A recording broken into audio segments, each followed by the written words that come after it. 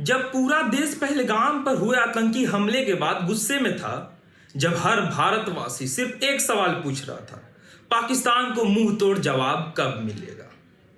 उसी समय देश में एक और बड़ा ऐलान हुआ, जाति आधारित जनगणना का। अब सवाल यह है, क्या यही वक्त था इस घोषणा का, या फिर इसके पीछे छिपा है एक गहरा चुनावी गणित।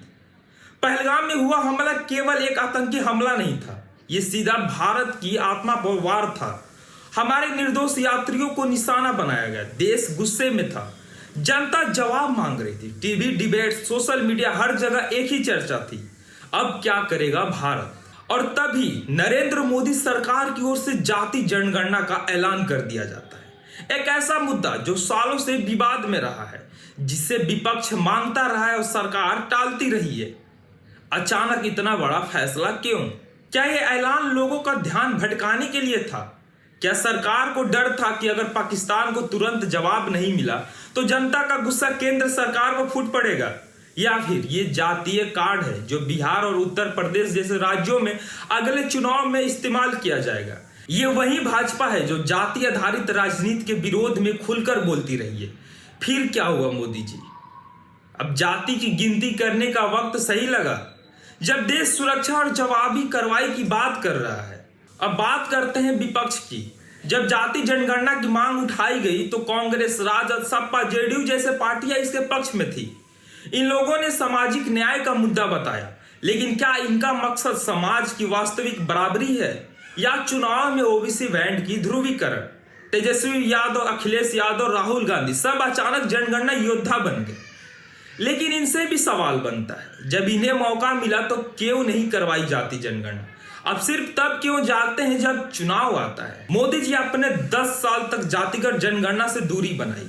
आपने कहा कि भारत को जाति से ऊपर उठना चाहिए, सबका साथ सबका विकास का नारा दिया, तो फिर अचानक चुनाव से ठीक पहले जाति की गिनती क्यों? क्या देश की सुरक्षा आतंकवाद पर कार्रवाई और अंतर्राष्ट्रीय दबाव से ध्यान हटकाने के लिए मुद्दा उछाला गया?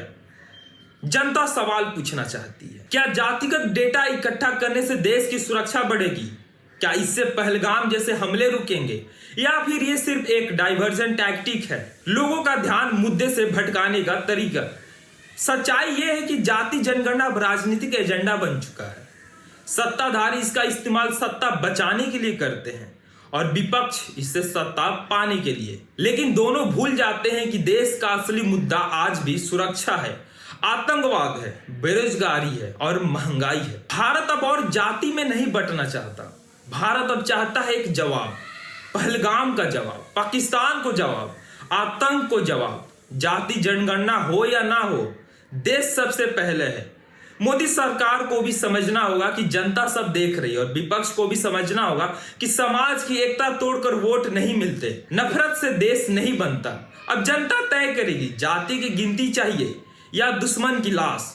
अगर आप भी चाहते हैं कि सरकार जाति नहीं आतंक पर वार करे तो इस वीडियो को शेयर करें और नीचे कमेंट में लिखें, भारत पहले राजनीति बाद में।